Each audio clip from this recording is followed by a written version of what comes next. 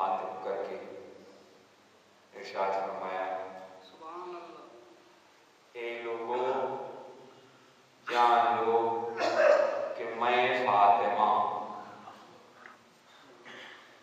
اے لوگوں تمہیں معلوم ہونا چاہیے کہ میں فاطمہ ہوں اور میرے بابا محمد ہیں۔ درود پڑھیں۔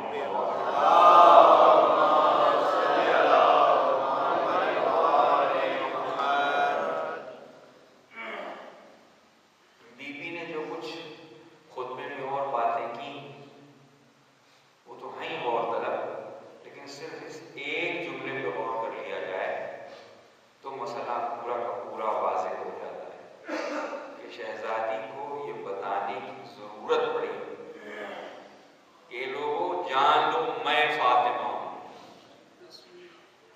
میں فاطمہ ہوں۔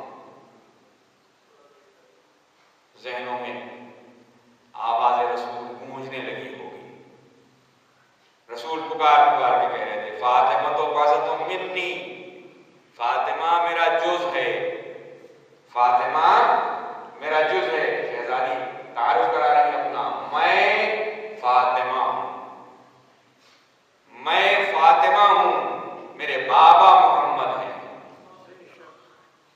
تاریخ کے ادنا طالب علم کو کم از کم یہ تجزیہ تو کرنا چاہیے کہ وہ سوچے کہ بی بی یہ جب جملے کہہ رہی تھیں تو مجمع کے کسی گوشے سے آواز آتی کہ بی بی آپ اکیلی کوئی محمد کی بیٹی تو نہیں ہے، اور بھی بیٹیاں ہیں، لیکن کہیں سے یہ آواز نہ بتا رہا ہے کہ مجمع خوب جانتا تھا کہ محمد کے فاطمہ کے سوا کوئی اور بیٹی نہیں۔ درود پڑھیں محمد و آل محمد۔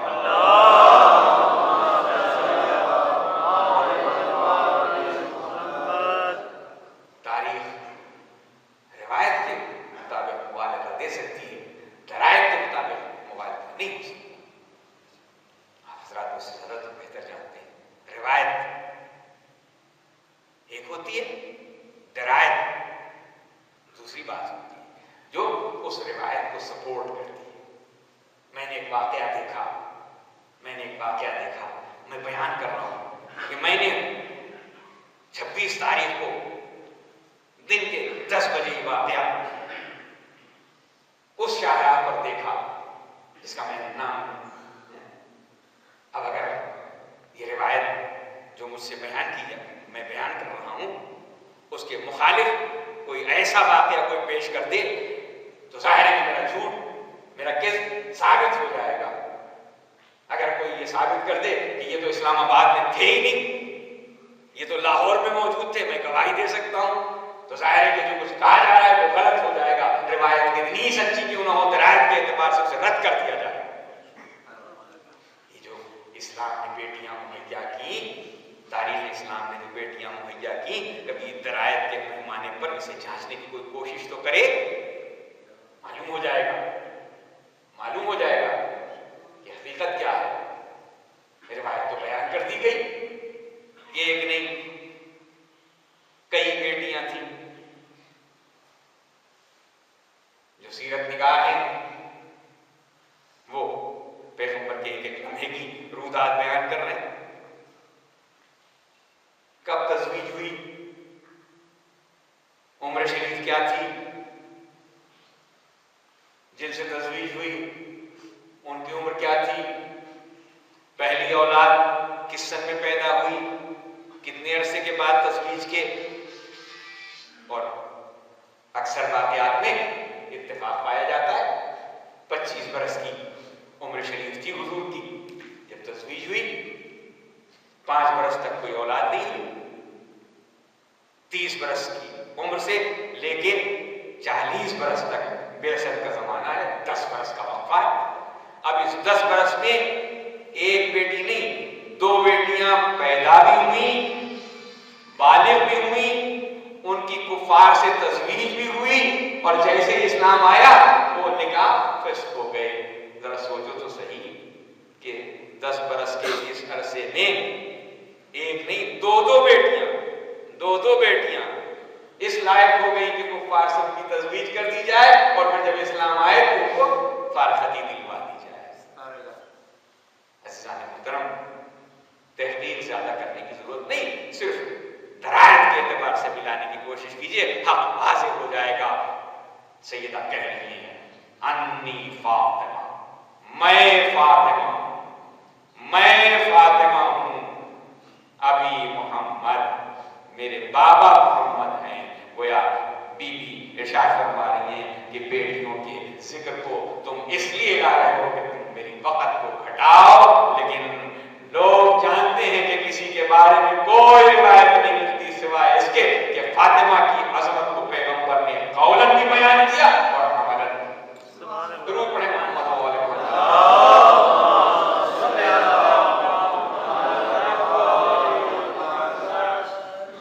فاطمہ تو بسط منی کہہ کے پیغمبر نے ایک ایسا جملہ ارشاد فرمایا کہ کسی نے اپنی اولاد کے بارے میں یہ جملہ نہ کہا۔ ہم اپنی اولاد کو کلیجے کی ٹھنڈک، آنکھوں کا نور، اپنے جسم و جان کا حصہ کہتے ہیں، نسبت دیتے ہیں۔ کسی نہ کسی قلب سب سے بہترین عضو بدن ہے، اس لیے کہہ دیتے ہیں میرے دل کا ٹکڑا، یہ میرے دل کا ٹکڑا۔ آنکھ انسان کے لیے بہت عزیز ہے، کہتے ہیں نور چشم، یہ میری اولاد نور چشم ہے۔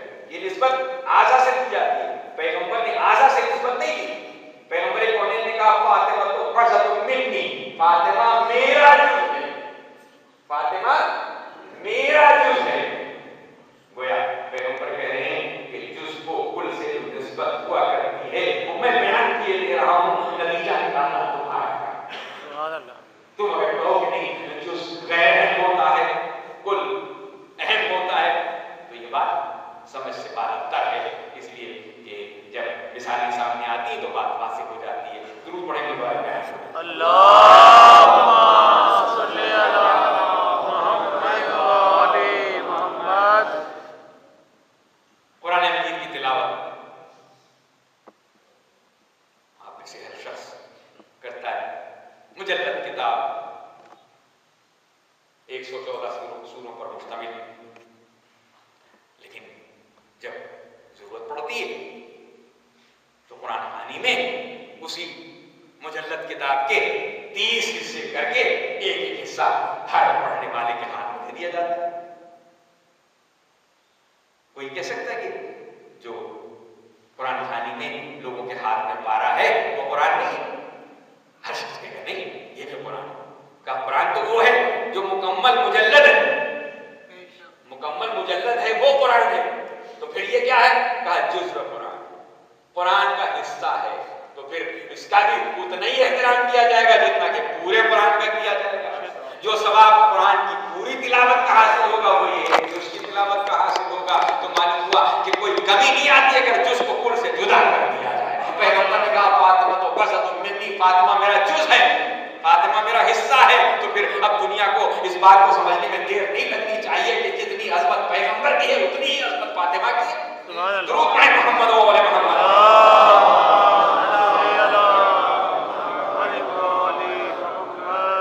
جو مقام ختمی مرتبت کو جانتا ہے وہ فاطمہ کے مقام کو، مقام عظمت کو پہچان لے گا، اس کو معلوم ہو جائے گا۔ اس لیے کہ جو پیغمبر کونین کی عظمت سے آگاہ ہے وہ فاطمہ کی عظمت سے آگاہی حاصل کر لے گا۔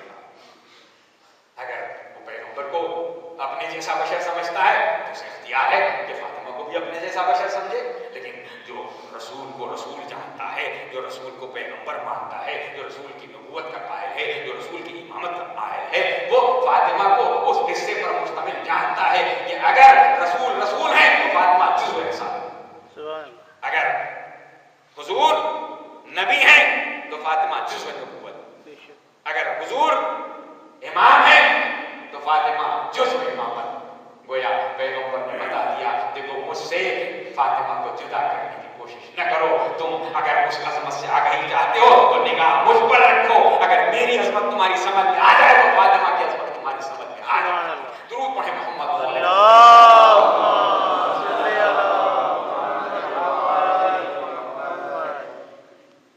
فاطمہ تو بس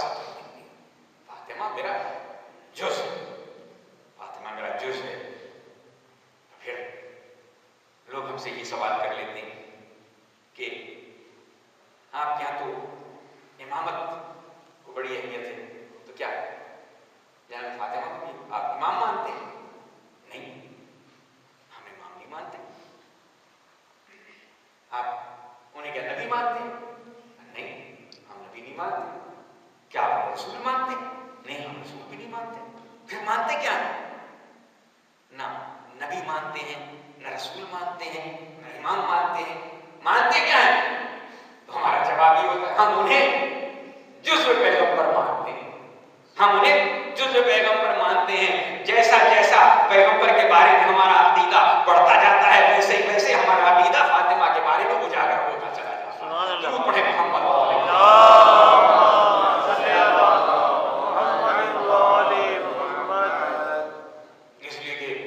سیرت نگاروں نے جب بھی لکھا تو متفق طور پر یہ بات لکھی کہ پیغمبر کا طریقہ یہ تھا کہ جب بھی کسی سفر پہ جانے لگتے تھے سب سے آخر میں شہزادی سے ملاقات کرتے تھے. سب سے ملنے کے بعد ابھی سفر کے لیے روانہ ہو رہے ہیں, آخر میں سب سے آخر میں شہزادی کونین سے ملاقات کرتے تھے. اور جب سفر سے واپس آتے تھے تو سب سے پہلے شہزادی کے پاس کسی اور سے ملاقات ابھی نہیں ہوئی ہے, سب سے پہلے شہزادی سے ملاقات کرتے تھے. یہ طریقہ یہ بتا رہا ہے کہ پیغمبر اس بیوی کو کتنی اہمیت دیتے ہیں, اس بیٹی کو کتنی اہمیت دیتے ہیں.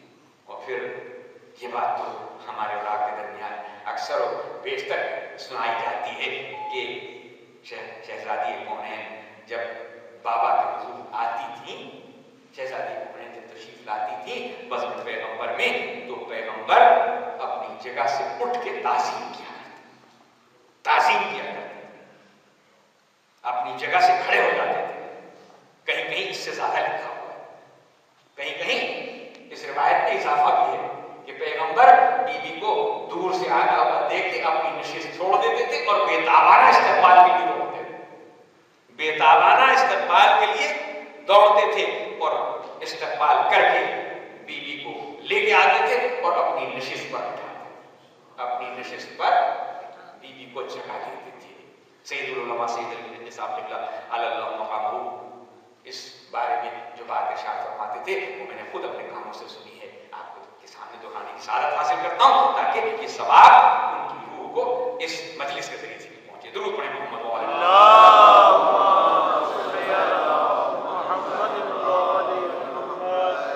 یہ روایت متفق علیہ, سنی شیعہ تمام نقل کرنے والوں نے حدیث کی اس روایت کو نقل کیا کہ جب بھی بیوی بزم پیغمبر میں آتی تھی تو پیغمبر احترام کھڑے ہو جاتے تھے, احترام کھڑے ہو جاتے تھے. سید العلماء کہتے تھے کہ میں نے بہت تلاش کی, میں نے تحقیق کے لیے میں نے بہت تلاش کیا کہ کہیں کوئی روایت یہ ملے کہ جب پیغمبر شہزادی کو اپنی نشست عطا کر دیتے تھے تو پھر ان کے بازو کوئی نشست تراش کر کے اس پر خود تشریف فرما ہو جاتے تھے. لیکن جب مجھے یہ روایت کہیں نہیں ملی, کسی کتاب میں میں نے یہ نہیں دیکھا کہ بیوی کو اپنی جگہ پر بٹھانے کے بعد خود ان کے پہلو میں بیٹھ گئے ہوں, تو لامحالہ میری عقل یہ کہتی ہے کہ مجھے یہ ماننا پڑے گا کہ جتنی دیر بیوی بزم پیغمبر میں تشریف رکھتی تھی پیغمبر احتراماً بیوی کے سامنے کھڑے رہتے تھے. درود پڑھیں محمد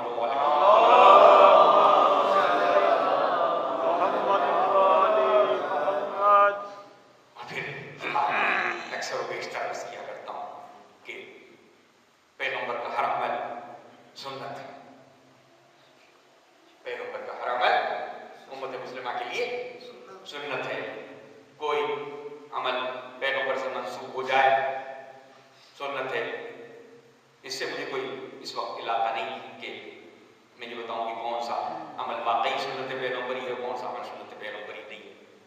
کلیہ ہے, جو بات منسوخ ہو جائے, جو بات منسوخ ہو جائے, داڑھی لمبی رکھی جائے سنت پیغمبری ہے, شلوار اونچی رکھی جائے سنت پیغمبری ہے, امامہ کس رنگ کا باندھا جائے سنت پیغمبری ہے. یہ ساری باتیں اپنے اپنے لحاظ سے ہیں, لیکن ہے یہ بات کلیہ کے طور پر کہ جو عمل پیغمبر سے منسوخ ہوا وہ امت کے لیے سنت کا درجہ رکھتا ہے کہ اس پر عمل پیرا ہونے میں امت ثواب حاصل کرنے کے لیے آگے بڑھتی ہے. اور اس میں اتنے ایسے اچھے اچھے اقدامات لوگوں نے کیے ہیں کہ ان کا تذکرہ کتابوں میں. حضرت عبداللہ بن عمر حج کے لیے جا رہے تھے دیکھا کہ راہ میں جتنے شجر آ رہے ہیں اس کے نیچے 2 رکعت نماز پڑھ رہے ہیں، سواری کو روک روک کے 2 رکعت نماز ہر شجر کے نیچے پڑھ رہے ہیں۔ لوگوں نے پوچھا آپ یہ کیا کر رہے ہیں، آپ یہ کیا کر رہے ہیں؟ کہا مجھے یہ خیال ہوا کہ پیغمبر کی سواری اس راہ سے گزری ہے، حج کے لیے اس راہ سے گزرے ہیں، ہو سکتا ہے کہ اس درخت کے نیچے بھی پیغمبر نے نماز پڑھی ہو، تو اگر میں یہ نہ کروں تو مجھ سے سنت ترک ہو جائے گی، اس لیے میں ہر شجر کے پیچھے، ہر شجر کے نیچے 2 رکعت نماز اس لیے پڑھ رہا ہوں تاکہ مجھ سے سنت ادا ہو جائے۔ اس طرح کی سنتوں پر لوگ کاربند ہوا کرتے تھے اور اب بھی کاربند ہیں۔ آج کل کے واقعات آپ کی نگاہ میں ہیں، وقت زیادہ دور ہو جائے گا اگر بیان کیا جائے۔ ایک مسجد میں نمازی بیٹھے ہیں اور لوگ گھڑیاں دیکھ رہے ہیں کہ وقت تو ہو گیا، اذان کیوں نہیں ہو رہی، اذان کا وقت بھی مقرر ہے، اذان کیوں نہیں ہو رہی؟ پوچھا گیا کہ اذان کیوں نہیں ہو رہی؟ کہا ہم سنت ادا کر رہے ہیں۔ سنت ادا کر رہے ہیں؟ کہا اس زمانے میں گھڑیاں تو ہوتی نہیں تھی، ایک اندازہ لگا کے اذان دی جاتی تھی، لہذا ہم اندازہ لگا کے سنت کو ادا کر رہے ہیں، ہم گھڑی دیکھ کے اذان نہیں دیں گے۔ سنت کو ادا کرنے کا طریقہ یہ، عزیزان محترم، ہر عمل پیغمبر کا سنت ہے، لیکن پیغمبر اپنی بیٹی کی تعظیم کرتے ہیں، پیغمبر اپنی بیٹی کی تعظیم میں کھڑے ہو جاتے ہیں۔ اگر یہ عمل سنت پیغمبری ہوتا تو ساری امت مسلمہ جب بھی اس کی کوئی بیٹی اس کے قریب آتی وہ اٹھ کے کھڑے ہو کے تعظیم کرتا اور یہ کہتا یہ سنت پیغمبری ہے، پیغمبر اپنی بیٹی کی تعظیم کرتے ہیں، میں اپنی بیٹی کی تعظیم کرتا ہوں۔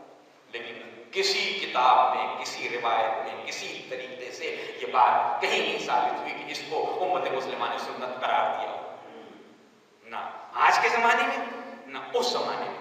اس زمانے میں تو بڑی بڑی محترم شخصیات موجود تھیں، بڑی بڑی محترم خواتین موجود تھیں کہ جنہیں ازواج پیغمبر ہونے کا شرف حاصل تھا اور ان کے بابا اس زمانے میں موجود تھے۔ اگر ایسا ہوتا تو وہ یہ کہہ کے اس سنت کو ادا کرتے کہ پیغمبر اپنی بیٹی کی تعظیم میں کھڑے ہوتے ہیں، میری بیٹی تو محترم ہے، زوجہ پیغمبر ہے، لہذا وہ جب میری بس میں آتی ہے تو میں اس کی تعظیم میں کھڑا ہوتا ہوں۔ نہیں، کسی صحابی سے یہ بات منسوب نہیں ہے، تو اس کے معنی یہ ہوئے کہ پیغمبر کا یہ عمل سنت نہیں قرار پایا۔ کیوں؟ اس لیے کہ پیغمبر اگر بیٹی کی حیثیت سے فاطمہ کی تعظیم کر رہے ہوتے تو یہ عمل سنت قرار پا جاتا، لیکن پیغمبر بیٹی کی حیثیت سے نہیں، فاطمہ ہونے کی حیثیت سے پیغمبر تعظیم کر رہے تھے، اس لیے نہ کوئی دوسری فاطمہ ہو سکتی ہے نہ وہ تعظیم کی جا سکتی ہے۔ درود پڑھیں محمد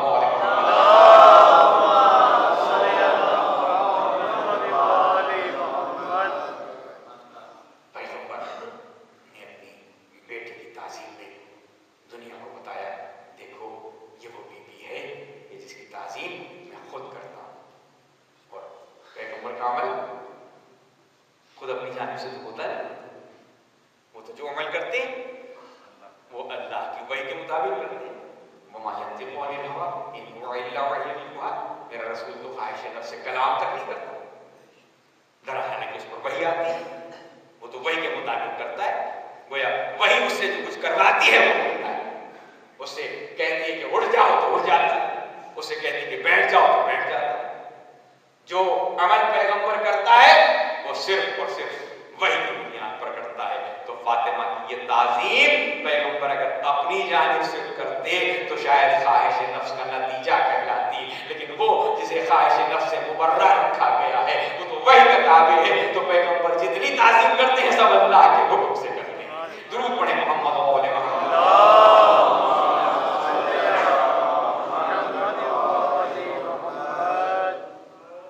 میں نے یہ جملہ خطبہ فدق سے لیا اور آپ کے سامنے دہرایا۔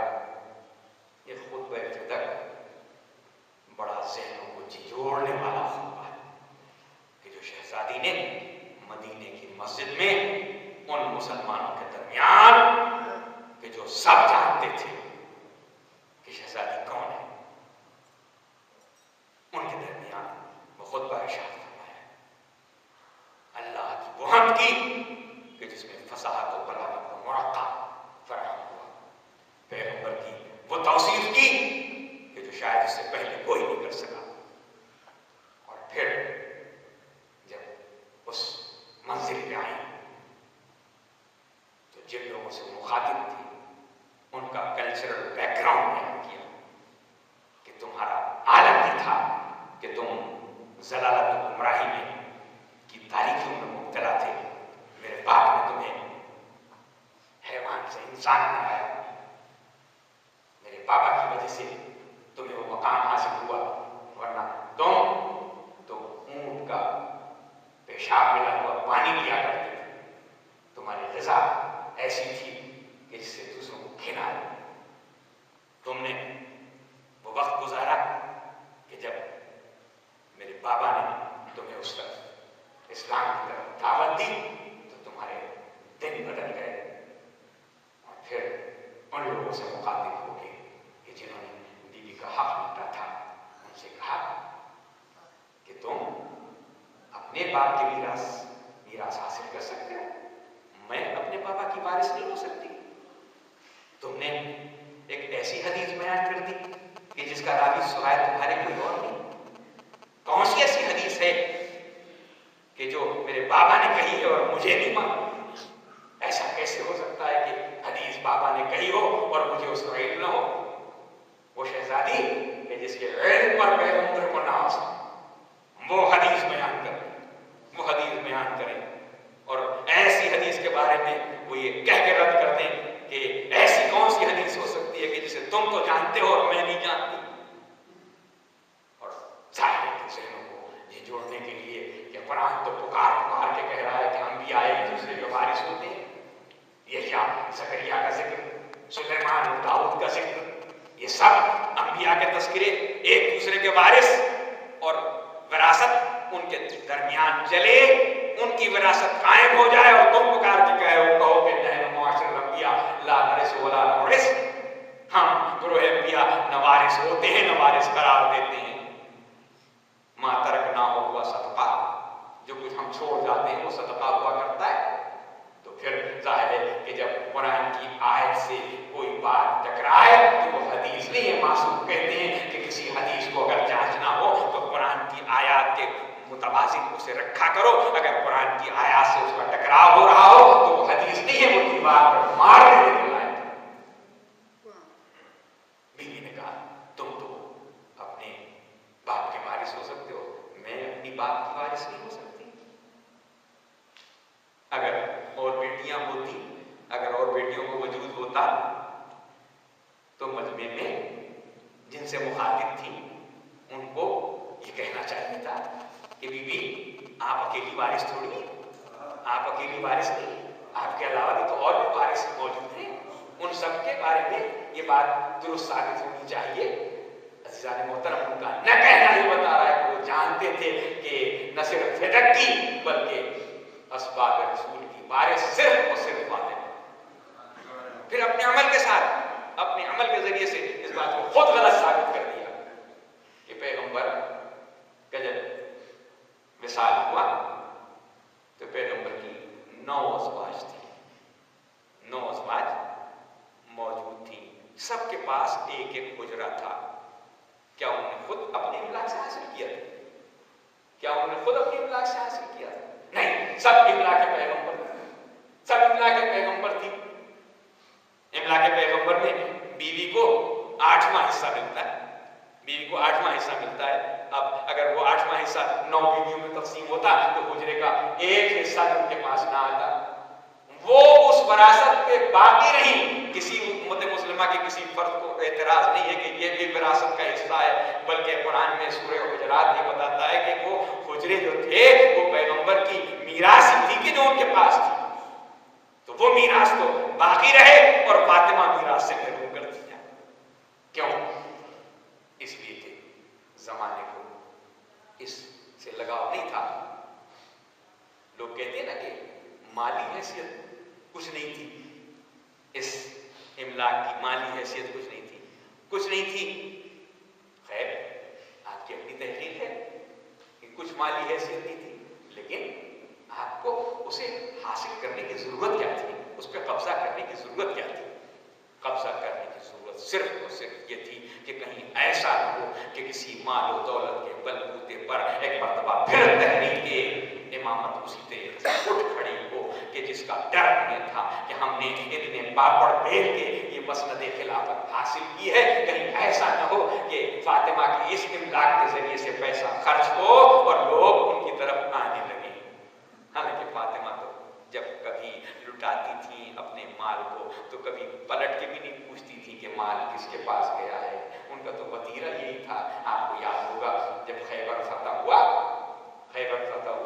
تو اتنا مال ملا لوگوں کو کہ لوگ مالدار بن گئے۔ وہ لفظ میں استعمال نہیں کر رہا ہوں، جس کے مترادف دھنی ہوا کرتا ہے۔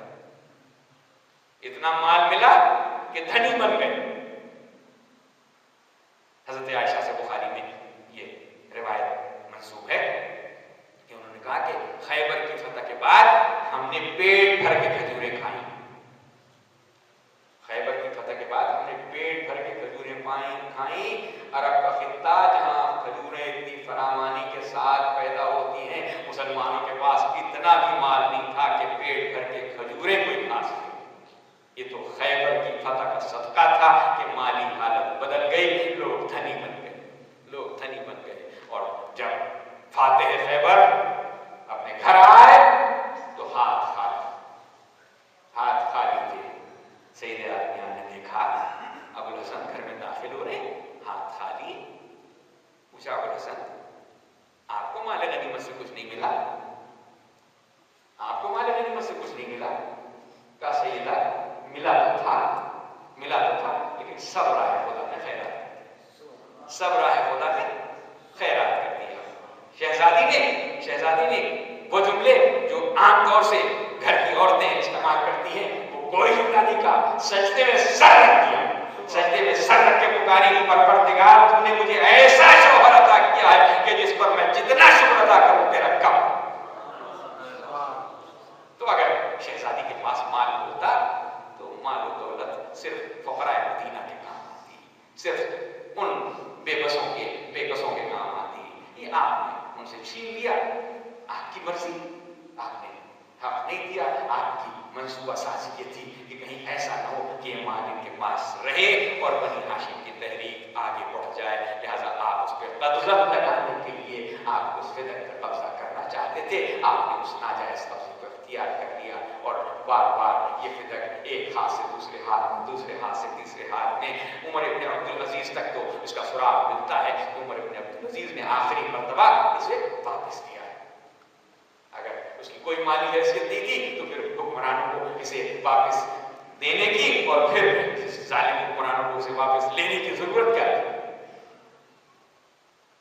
یہ وہ واقعہ ہے کہ جو قابل غور ہے کہ انسان اس پر غور کرے اور سوچے کہ سید عالمیان کو جو اس سے تکلیف پہنچی ہے، اس حق کے لٹ جانے سے جو تکلیف پہنچی ہے، اس کا تذکرہ آپ کے ذہنوں میں ہونا چاہیے اور غور کرنا چاہیے کہ شہزادی مونین کو جس نے اذیت پہنچائی ہے اس کو آپ کن لفظوں میں یاد کریں گے۔ اس لیے یہ جو حدیث میں بار بار اس کا تذکرہ کر رہا ہوں کہ پیغمبر یہ ارشاد فرماتے تھے فاطمہ تو بغض منی، فاطمہ میرا جز ہے۔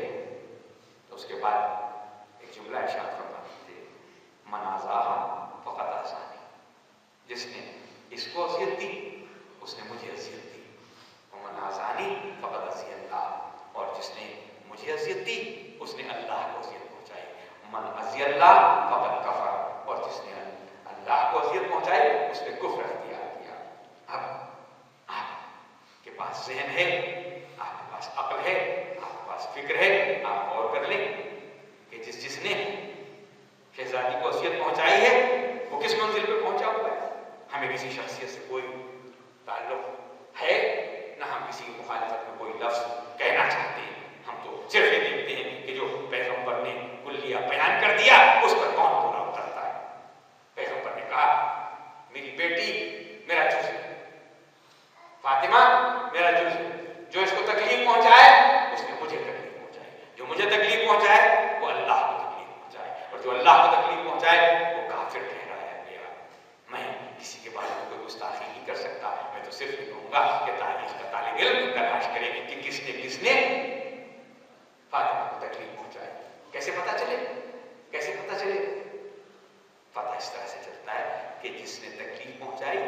शहजादी उससे नाराज है, शहजादी उससे नाराज है। वो वाकयात किताबों में है, आपका जी चाहे तो कभी मौका मिले तो देख लीजिएगा कि वो लोग अपनी उस नाराजगी को दूर करने के लिए बैतुज़ज़हरा में तशरीफ लाए और आके उन्होंने ये कहा कि आप हमसे नाराज हैं, हम आपकी नाराजगी को दूर करने के लिए आए हैं।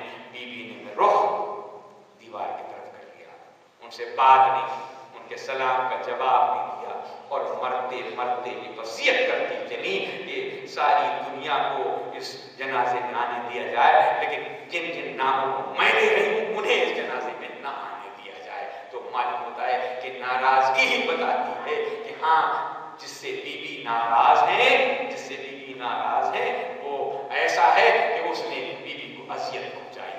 अगर उसने अजियत पहुंचाई है तो उसने रसूल को अजियत पहुंचाई है, और जिसने रसूल को अजियत पहुंचाई है उसने कुफ्र इख्तियार किया है।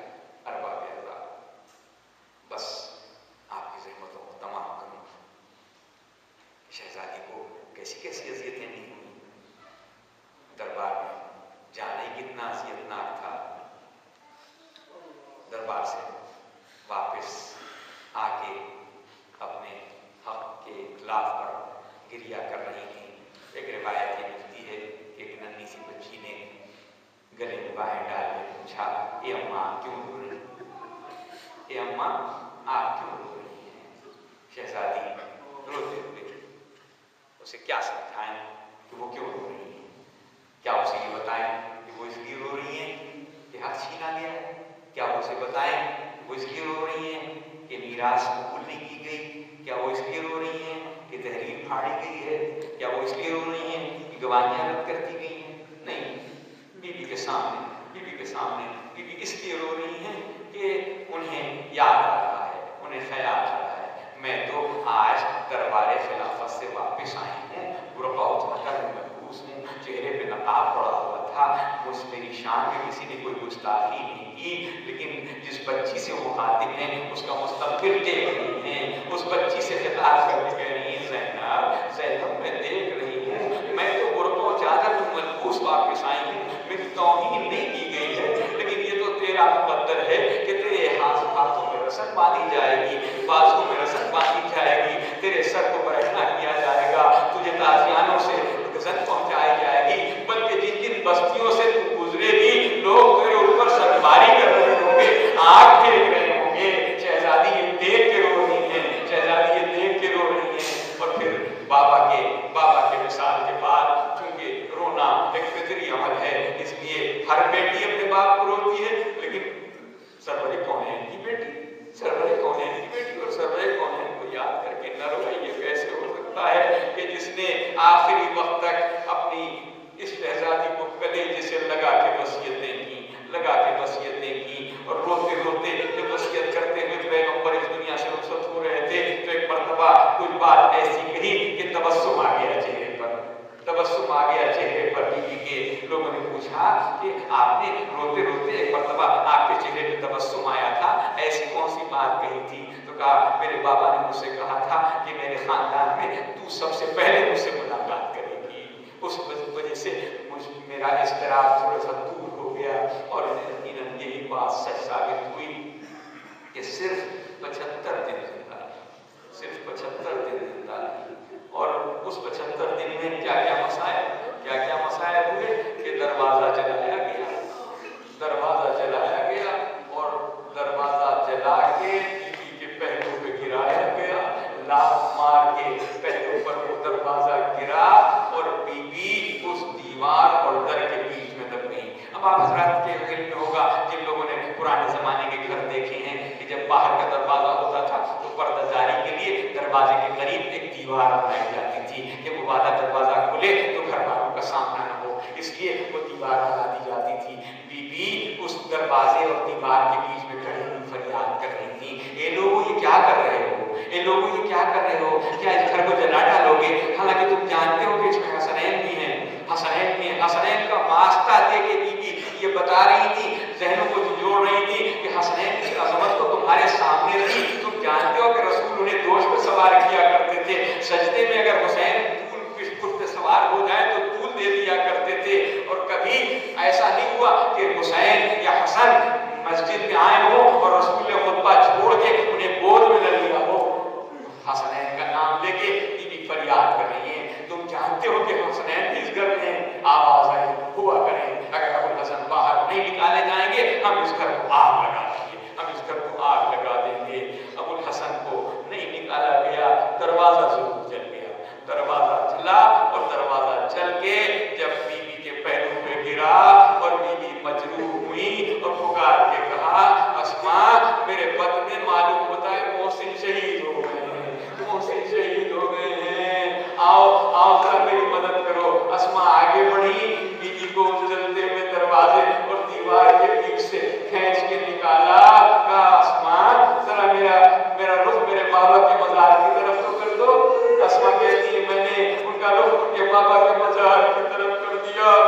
زبان پہ ایک جملہ آیا، صبح علیہ مصائب النہار، صبح علیہ اکثر نہ علیہ، بابا آپ کے بعد تو مجھ پر وہ مصیبتیں پڑی، پھر روزے روشن میں پڑتی تو شبہائے تاریخ میں بدل جاتے۔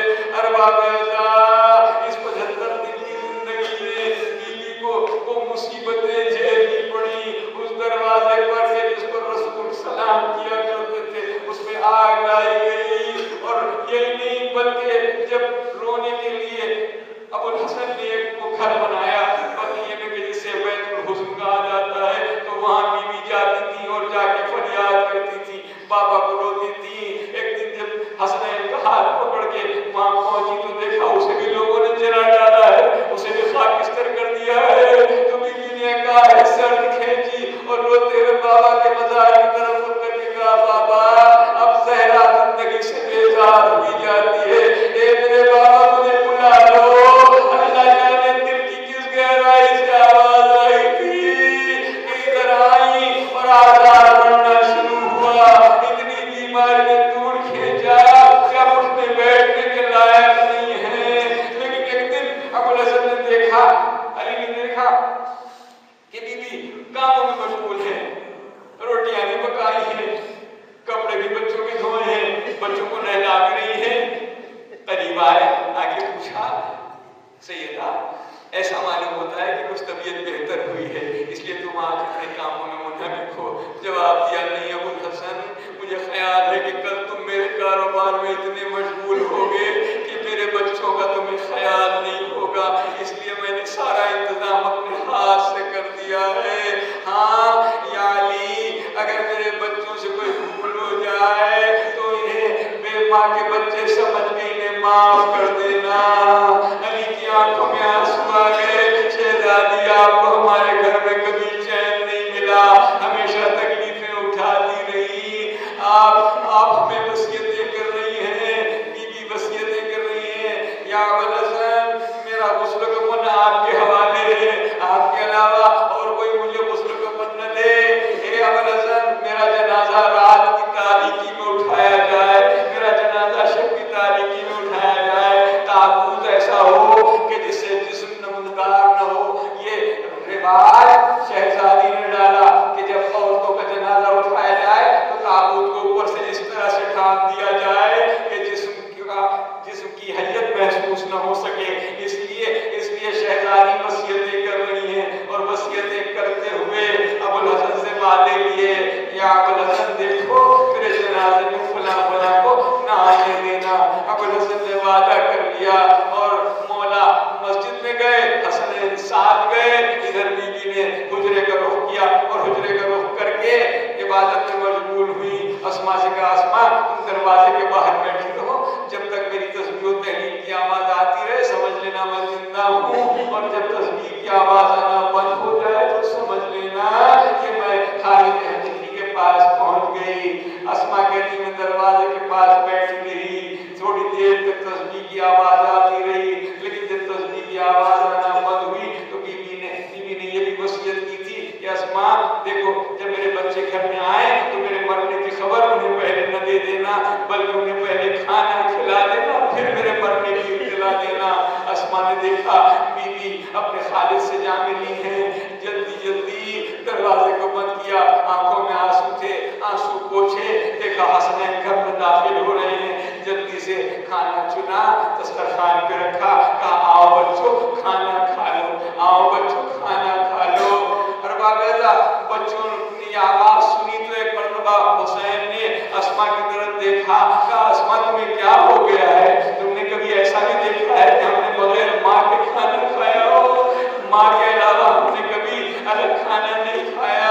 اسما کہتی میری چیخیں نکل گئی، میں نے پکار کے کہا بچوں اب اماں کو کہاں پاؤ گے، اماں کے ساتھ کب کیسے کھانا کھاؤ گے؟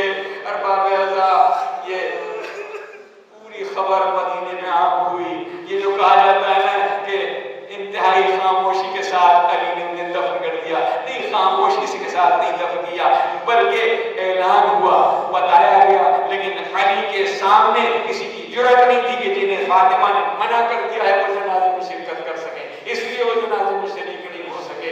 فاطمہ کا جنازہ تیار ہوا.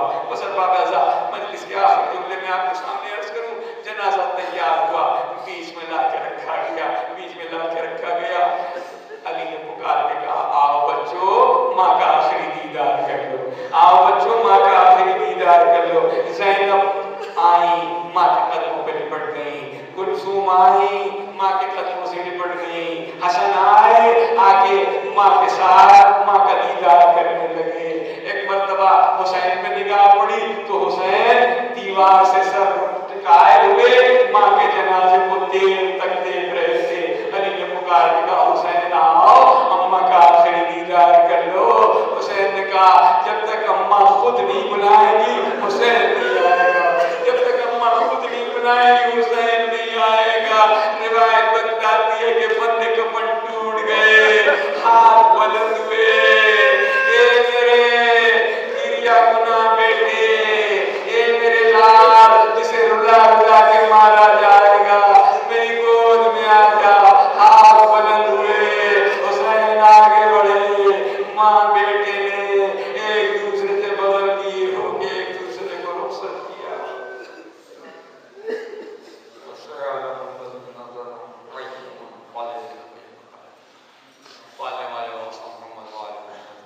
ہمارے اس قلیل کو قبول فرما لے. پروردگار واسطہ محمد و آل محمد کا ہمارے گناہوں کو بخش دے, ہمیں گناہوں سے بچنے کی توفیق عنایت فرما. پروردگار تمام مومنین خاص طور سے حاضرین کے دلی مقاصد پر اللہ, جن بیمار ہیں سب کو